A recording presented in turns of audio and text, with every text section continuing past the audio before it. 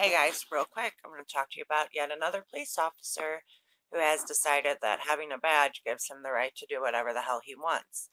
Unlike the last officer we talked about, Zachary Wester, this officer planted drug evidence without actually planting drugs. So first you're going to see the clip of the news coverage from Monday after his arrest, and then also the original press conference from January, which talks about everything that they're investigating and what their plan Now is to a video forward. you'll see only on 5. A former Martin County Sheriff's deputy accused of wrongfully arresting people on drug charges is now being put behind bars himself. This is exclusive video of Stephen O'Leary being walked into the Martin County Sheriff's Office less than an hour ago. WPTV News Channel 5's Megan McRoberts joining us live with the details. Megan?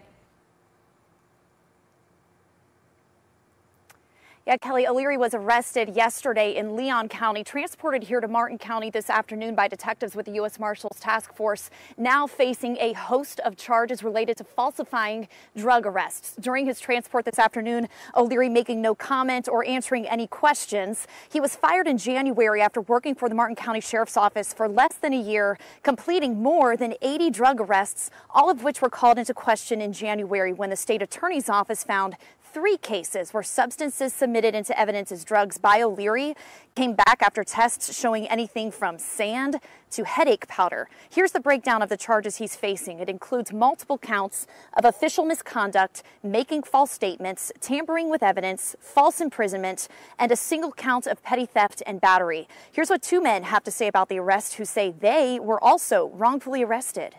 Well, I'm happy he got arrested. It seems like, to me, him being fired wasn't enough. He messed with too many people's lives. I can say I'm happy he has to go through the legal system. That's in and of itself torture. He went out of his way to ruin other people's lives, so he, in the long run, ruined his own.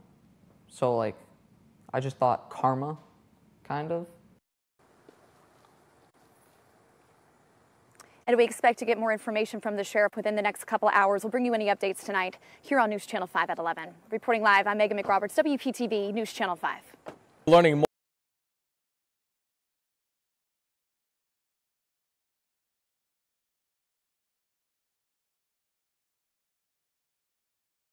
We wanted you all to be aware and to make your listeners aware of a situation that we have recently had to deal with here at the Sheriff's Office.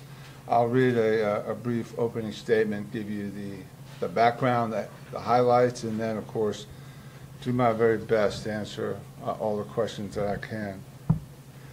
On Wednesday, January 9th, an assistant state attorney contacted the Martin County Sheriff's Office regarding 3 arrests made by one of our deputies who was still on probation.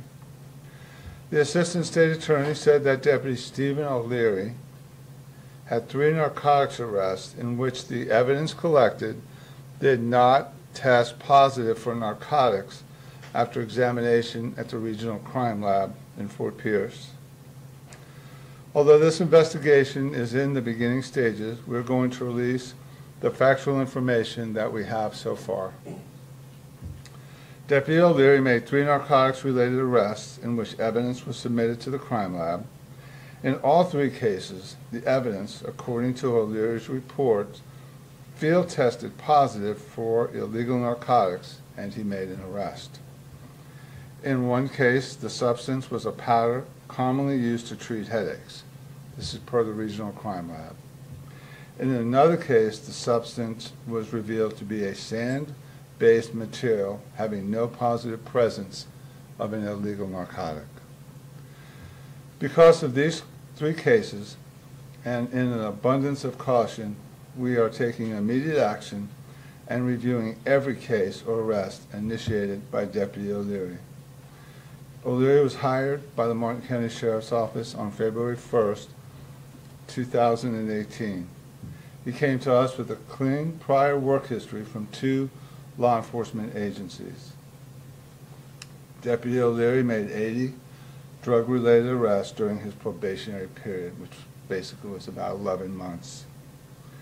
During his employment here, he worked mostly midnight shifts, covering various areas throughout the county. Because of the serious nature of these findings, we have taken immediate action and released 9 individuals arrested on narcotics-related charges initiated by Deputy Stephen O'Leary. We are working closely with the State Attorney's Office, and in some of those cases, charges have already been dropped, and Deputy O'Leary has been terminated. That is the summary of the facts that we have, and I'll be glad to try to answer any question that I can. Sheriff, in some of these cases, is there any indication that evidence was planted somehow? Yeah, the question was, in any of these cases, is there any indication or suspicion that evidence was planted? The answer is no. At this point, we do not suspect that. Obviously, we can't rule out anything, but it does not appear after looking at beginning to look at the 80-some-odd cases that any evidence was planted. Any charges could be coming towards the deputy? The question is, could charges be coming towards the deputy? The answer is yes. What type of charges? Well, there's a couple of different possibilities. One of them is official misconduct. We're not nearly at the stage that I would even speculate if that's going to happen. But I personally have spoken with the Chief Assistant State Attorney here in our district, and if there was an arrest, that would be the charge. Why do you think he did this? Yeah, the question is, why do we think he did this? I would be venturing into speculation. I think for the integrity of our process and for the best of this sheriff's office, the least speculation I do, the better. I don't know. I mean, that's really the full answer. Why he did this, I do not know. Did you ask him? Yes, he's been interviewed by our detectives at the direction of the state attorney's office, and he made no statements that incriminated him in any misconduct, and he has retained an attorney, and he's taken a drug test, which we're waiting on results, but I would say that our interviewing of him is now over. How do we know, or how did you know, or the state attorney's office, how did we find him, what tipped them off?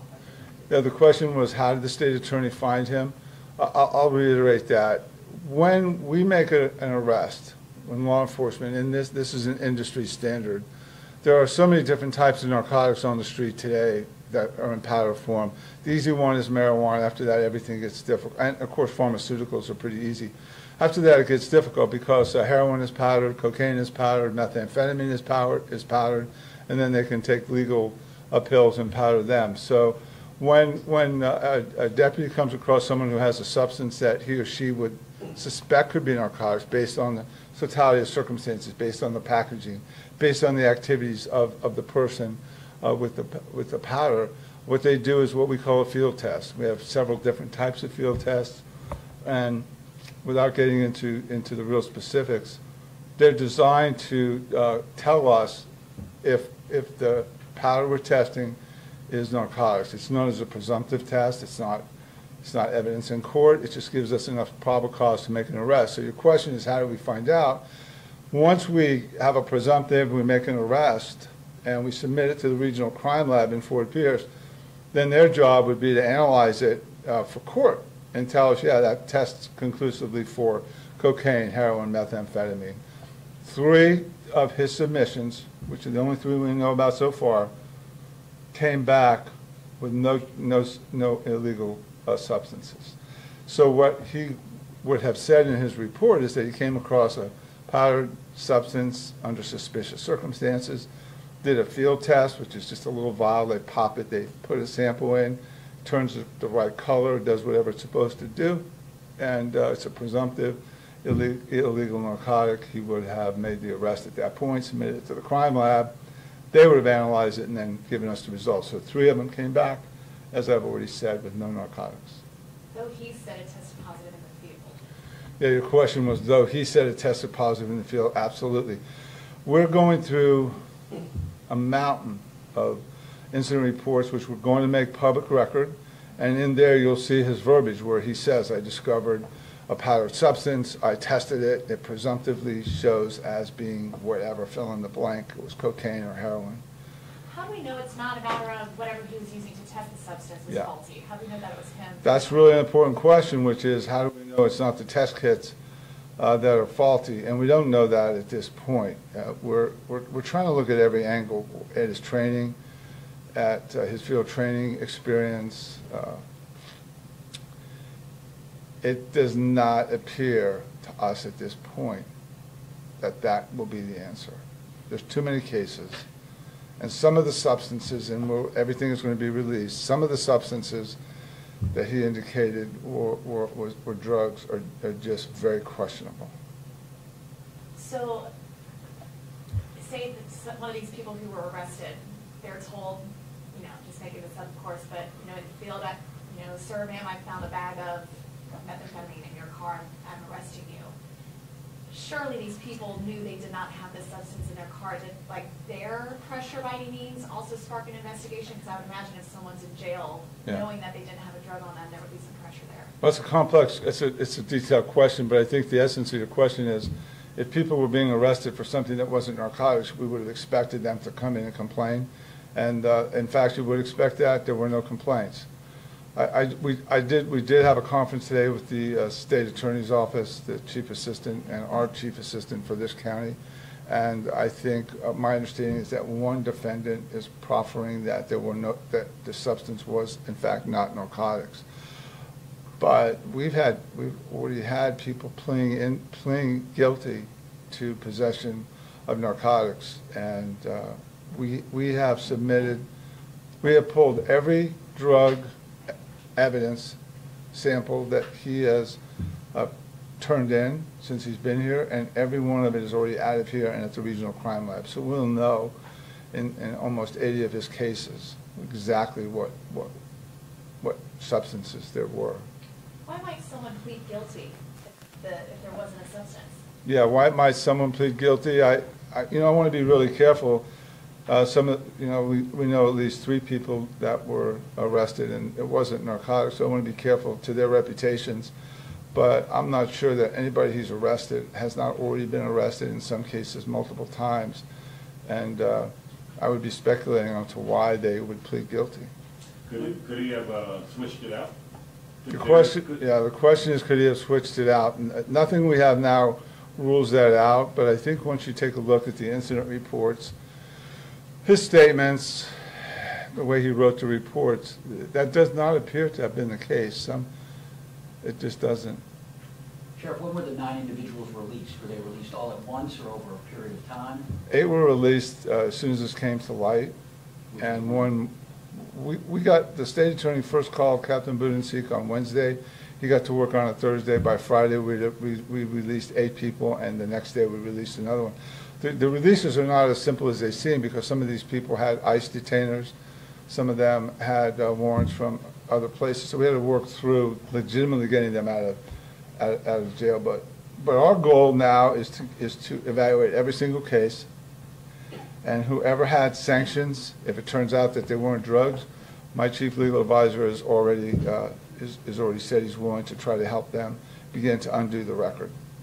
So we'll do everything we can to make this as right as we possibly can. So we understand, Sheriff, that this was a deputy on probation.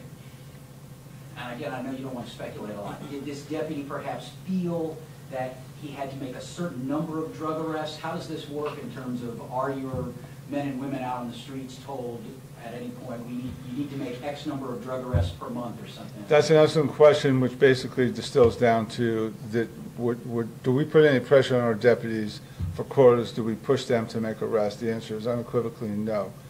And I assume that you would ask this question. Every single deputy out there has an enormous amount of discretion, and they all have their own patrol style. Some deputies are traffic oriented and spend as much patrol time as they can up enforcing traffic laws. Some are very astute, very careful to watch their, they may work in an area where there's warehouses. They spend time back making sure the warehouses are broken into.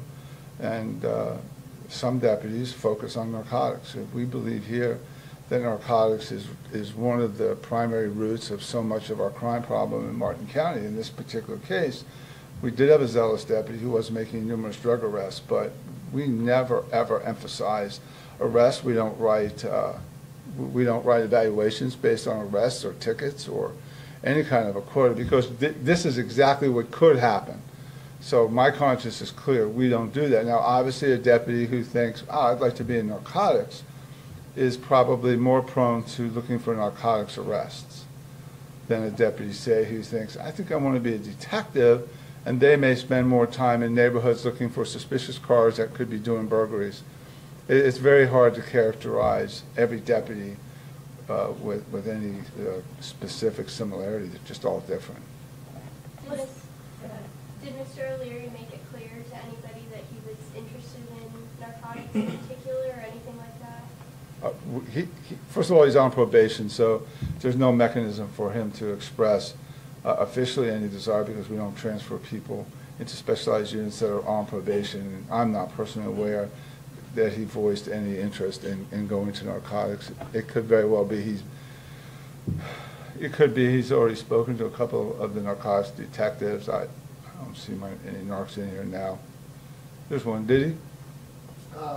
Obviously, when significant arrests are made, we send our detectives out to try and get as much information as they can, and did not have any specific relationships with any of the current narcotics. So just for y'all's information, the narcotics captain said that he did not appear to be building bridges towards an assignment in narcotics. Does that state that right, Captain? Sure. So just to get this right in my head, this deputy comes to work, he makes an arrest of someone he believes or suspects has narcotics, tests it, sends it to the lab, and he goes on about doing his business, right? Now, the people who be arrested, do they have criminal backgrounds? Was it maybe, you can't speculate, was he thinking, okay, if they didn't have it this time, they may have it next time? I'm just trying to figure out, why would someone do something like that? Yeah, your question is why. Well, I think you've implied one thing and asked another. One question would be, would he make a narcotics arrest and go back to work? And then why would someone plead guilty if they weren't or not challenge it? I just don't know. I can't say why somebody, and we know one case that they have, and I want to be careful too, but some of the names I've heard, and I'm not talking about all of them, some of the people that he's arrested have repeatedly been arrested for narcotics possession. Was Deputy O'Leary assigned to a certain area? Was he making all the arrests in one community or one neighborhood? Was there any kind of trend aside from a criminal history, but in the kinds of people in the community that he's making these arrests? Right. Your question is, was he assigned to one area and was he making most of the arrests in one area? He was working multiple areas because he was volunteer for overtime duty, and so, but he would have a normal patrol zone. And I think implied in your question, I'm going to just answer it. There is absolutely no ethnic, racial, or gender issue that sticks out. This was across the board, all races, all genders. It doesn't. Thankfully, at least that's one thing we're not dealing with.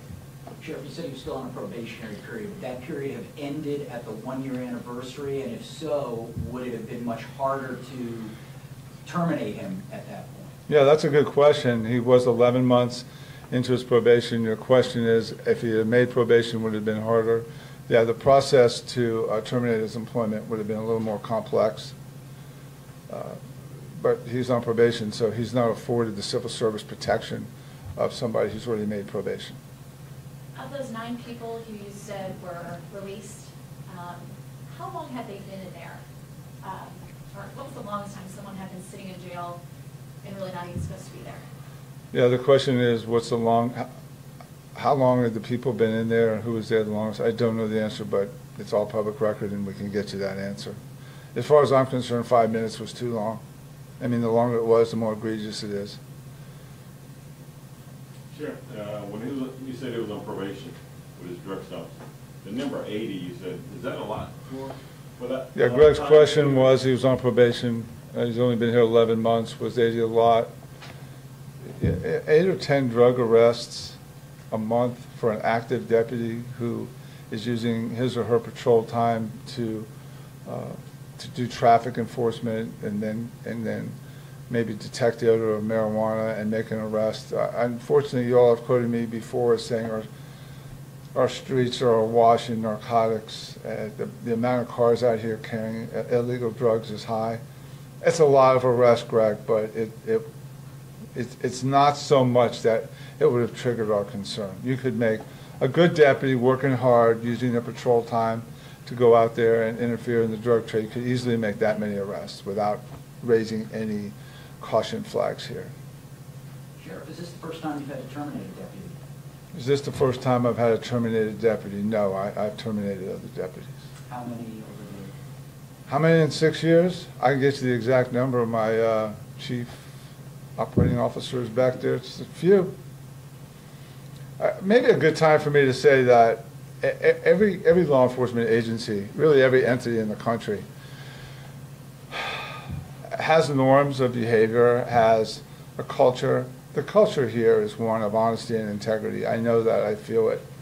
I see it every day. This was a complete outlier activity. This is not an indication of systemic issues with the Martin County Sheriff's Office. You might expect me to say that because I'm the sheriff, but it is in fact the truth. And in my 6 years here and my 13 years prior, I never saw anything like this. This is complete outlier behavior. And we're going to do our best to get to the motive. We're trying to unwrap it. My detective lieutenant has 6 or 7 of his detectives working full time. When I say we're going over every report, we're reading every single word that Deputy O'Leary has written since he's been here, every incident report, every property and evidence report, and every arrest affidavit, and everything in between. We're looking for a pattern, and we're trying to get into his mind and find out exactly what happened. Just for particulars, so he pulls someone over. Talk us through how he would know if he's pulling someone over who has a drug use history. Like, how would he know, like, oh, this is someone that maybe wouldn't question Right. if I take his guilty? Yeah, that's a good question. When he pulls somebody over, and for that matter, when any deputy pulls somebody over, how would they know to even begin to look for narcotics? It's a lot of it is instinct. A lot of it is experience.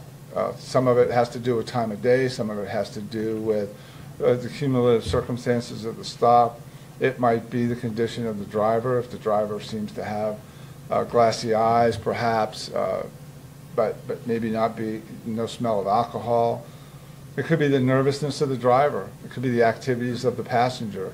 You go to stop a car and you see passengers looking around, and so there's a whole lot of reasons that go into. The vast majority of his stops did not involve narcotics. I mean, he made a lot of stops. He was involved in a lot of cases. It was only a small percentage of them that would have resulted in an arrest. So, you're asking me to give you a whole crash course on figuring out how to find drugs in cars. I can't do that in this venue, but suffice it to say that it's a lot of factors happening fast, and it's up to the deputy to decipher what's going on. Some deputies never make narcotics arrests. They just don't have it. Some have an instinct for it. There's a lot in between. Can he look up someone's criminal background before he knows where he's going to be? Sure, yeah. The question is, can he look up their background? Yes, he can. Yes, he can check to see if they have a criminal past. Sheriff, regarding the 3 arrests in particular, were they at the same time, in the same location, or spread out through his probationary period? Yeah, with the 3 arrests at the same time or spread out, I don't know the answer. I'll get you the answer. Were most of them by themselves, or when he made the arrest? The few that I have a lot of detail about, there were other people in the car. Oftentimes there was a backup deputy, which is very common. Another deputy will come by while one deputy searches. So, it was all done right out there, and the light of day. Obviously, some of these were at nighttime, but just yeah. We're I'm as bewildered as you all are. Do we have Deputy O'Leary's age by any chance? How old is he? We're going to give you today, I think we're releasing his personnel file that has been redacted, his training file, and his internal affairs file, so you'll have his age. Oh. At my age, I stopped guessing ages. Everyone looks very young to me. And Sheriff, you mentioned that you're going through every report that the deputy was involved in. Is there anything you're going to do, pulling back from like a broad brush perspective in terms of narcotics deputy training, anything different? Yeah, there's a good question. Are we looking at any policy changes, or a couple of things we're really looking at is the involvement of supervisors and their responsibility to take a quick look at the evidence packaging. And sometimes it's hard because they will package, the deputy will package it in the package they found it in because it's part of the evidence. It makes it hard for the supervisor to see. So we're looking at that, and we're looking at our test kit. Those are the two areas. But our system works. We make cases. We get very few rejects from the state attorney's office. And look, on occasion, we will get a presumptive that turns out not to be right. And you know, it's not an exact science, but the overwhelming amount of times, a presumptive, in other words, they pop the vial, they've checked it, turns the right color, it turns out to be drugs. This is extremely unusual. And I guess, how do you feel having to stand in front of us and talk about this for half an hour? How do I feel standing in front of you? You can well imagine. My comfort zone is to talk about that we've apprehended a burglar or, you know, terminated a chase from another county. I'm the sheriff of this county. The final responsibility rests with me. No hiring takes place without me signing off on it. Nobody makes probation without me signing off on it. And so finally, the ultimate responsibility for this rests with me, and I'm accountable to the voters of this county. As uncomfortable as I am having to try to explain the actions of one of my deputies, I'm much more comfortable doing this in the light of day. I'm comfortable with the fact that we released the information. I'm comfortable with the fact that the moment we knew something was wrong, we moved as fast as we could to mitigate the damage. We'll never be able to fully put every piece of this back together, but we'll learn from what we did, we'll move forward, and we'll be a stronger sheriff's office as a result. And I think with that, thank you all so much for coming.